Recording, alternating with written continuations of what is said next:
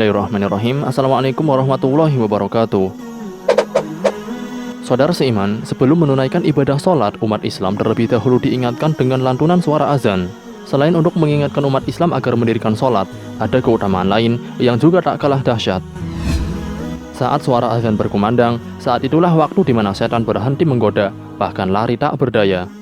Ternyata, azan bukan perkara sederhana bagi setan. Mereka akan mengalami kondisi buruk ketika panggilan sholat ini diserukan. Seperti apa kondisi setan saat azan berkumandang? Ini dia ulasannya.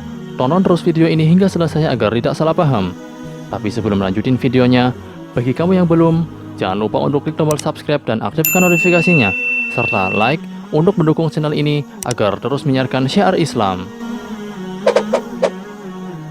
Dilansir dari beberapa sumber, saat suara azan berkumandang, maka setan akan melarikan diri bahkan sampai terkentut-kentut untuk menghindari diri dari mendengarkan suara azan.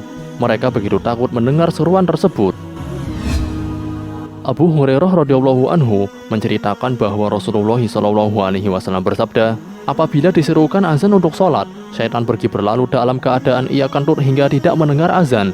Bila muadzin selesai mengumandangkan azan, ia datang hingga ketika diserukan iqamat, ia berlalu lagi. Hadis riwayat Bukhari dan Muslim. Syekh Majdi Abdul Wahab Al-Ahmad dalam Syarah Hisnul Muslim mengatakan, setan menganggap bahwa azan merupakan sesuatu yang begitu besar dan sangat menakutkan.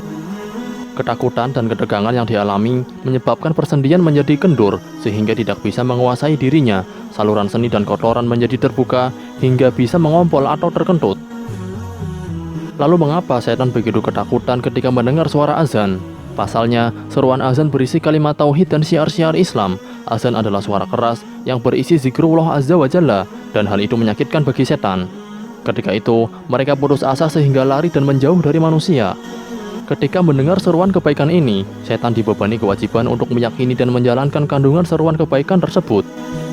Alasan lain yang membuat setan lari terbirit-birit adalah karena mereka tidak mau menjadi saksi atas muazin yang mengumandangkan azan. Nabi dalam sabdanya mengatakan bahwa semua benda baik kering maupun basah nantinya akan menjadi saksi bagi muazin yang mendapat keutamaan pada hari kiamat. Tidaklah azan didengar oleh jin dan manusia, batu dan pohon, kecuali mereka akan bersaksi untuknya. Hadis riwayat Abu Ya'la. Wallahu a'lam bishawab.